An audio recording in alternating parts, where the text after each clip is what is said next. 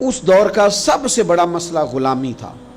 आज भी मसाइल होंगे, हमारे यहाँ सबसे बड़ा मसला पैसा है, तो लोग समझते हैं कि बस किसी तरीके से ये आ जाए तो शायद बाकी सारे मसले हल हो जाएं। हालांकि किसी पंजाबी शायर ने कहा था कि दिल दे अंदर वसन वाला मालक ये मेहमान नहीं हुंदा, ते चोखा रिस्क भी जोड़ लईए ते बांझ नसीबों खान नहीं हुंदा।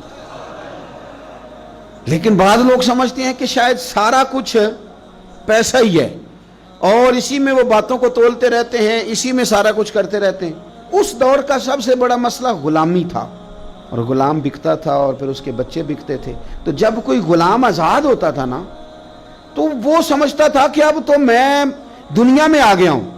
आज़ादी एक बहुत बड़ी नेमत है, बहुत बड़ी नेमत। बंदा जब आज़ादाना घूमता है ना, देर के बाद एक कौल पढ़ा हज़रत अली का, शायद पहले पढ़ लेते तो कुछ सोचें और होती। आपने फरमाया था उसे मुबारक हो जिसे थोड़े लोग जानते हैं,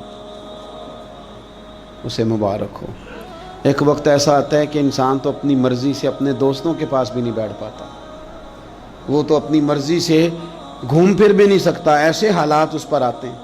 आज़ादी एक बहुत बड़ी नेमत है ज़िंदगी में, इसे समझे।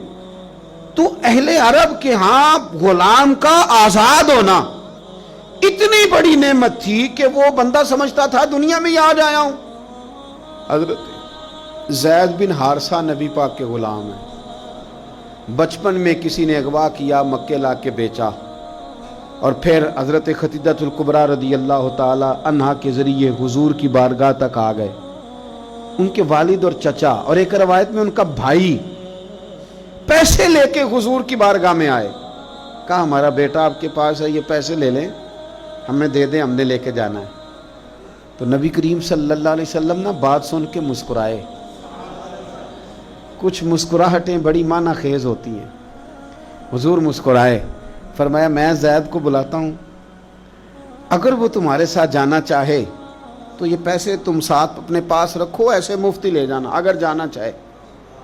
तो हुजूर तो मुस्कुरा रहे थे ना, लेकिन उन्हें अभी इस बात का पता नहीं था, वो अभी इस रास्ते के मुसाफिर नहीं थे। वो कहने लगे जी ये क्या बात हुई, वो गुलामी नहीं छोड़ना चाहेगा, क्योंकि गुलामी तो समझते थे कि जिए ही आज हैं जब आज़ाद हो गए जी, वो जाना नहीं चाहेंगे, ये क्या बात हुई। तो हुजूर ने फरमाया मैं बुलाता हूं ना, जाना चाहे तो ले जाओ।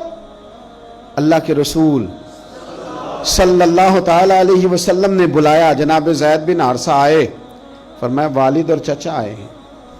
यहाँ एक रवायत में तुम्हारे भाई आए हैं, दौड़ के गए, बड़े ज़माने से मिले हुए थे, बड़ा रोए, बड़ा प्यार, बड़ी बातें, बेटा तेरी माँ याद करती है, तेरी बहनें बुलाती हैं। तैयारी हो गई। अब जब थोड़ा संभले ना, तो हुजूर ने धीमे लहजे में कहा ज़ैद ये तुम्हें लेने आए हैं,